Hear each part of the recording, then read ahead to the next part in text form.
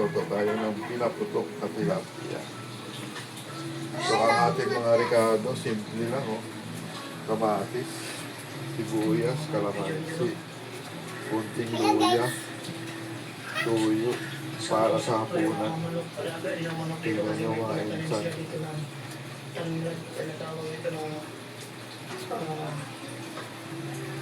Prepare muna natin ng mabuti para medyo masarap dito.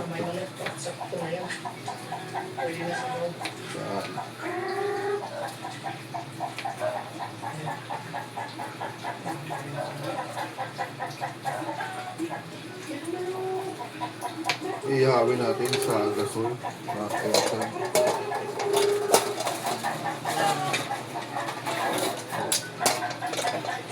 Ito, yan. Lagyan konting asin para pampalasa.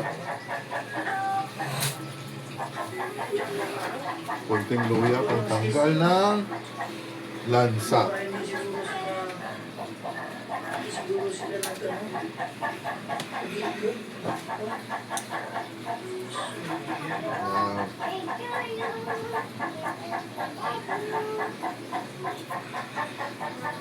Abangan na lang natin mga manok na sulit ko pa. Yung pa nakita ng mga pa ni Sir ko naabot na siya dito. Pinaputok, sigurado putok ang tiyan mo nito. Yung may mga poste na sa dito. Ang tuloy-tuloy yan. Paikot yan. Talas na kutsilyo. Yan po yung kanyang lukot. Sa kanya kaya dyan. Sa may poste yun ang hanggalan. Pati doon sa may doon makita natin yung may mga poste doon. Ano nga ang pagbuha? Mga poste na sininto. Yan.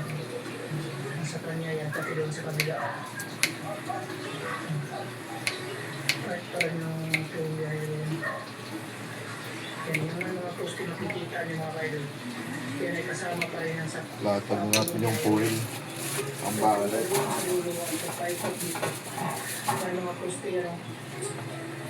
Lagay muna natin yung isa sampol. So yan, napakalaki na. Yun.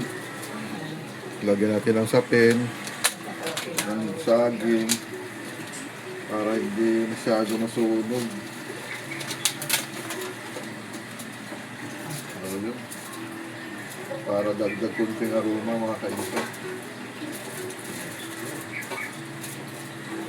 Lagyan ng kunting kamatis.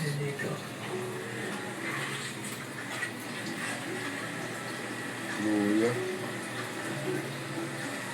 Sibuyas.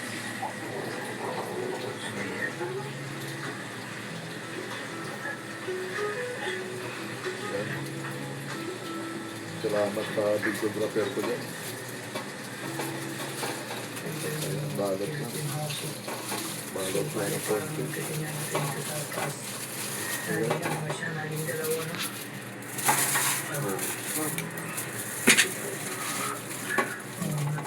Putok na putok.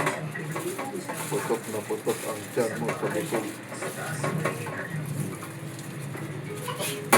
Isa pa lang.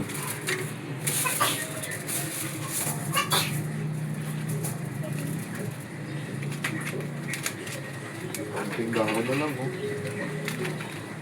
Pag sa Manila, ang buhay, mahalaga, konting dahon, pinagtsatsagaan pa. Pag sa probinsya, tinatapo na ito.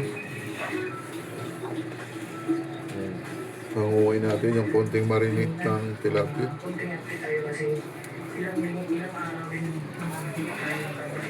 Ayan na. Lagyan na naman ulit. Ulit-ulit lang. Lagyan ng bako.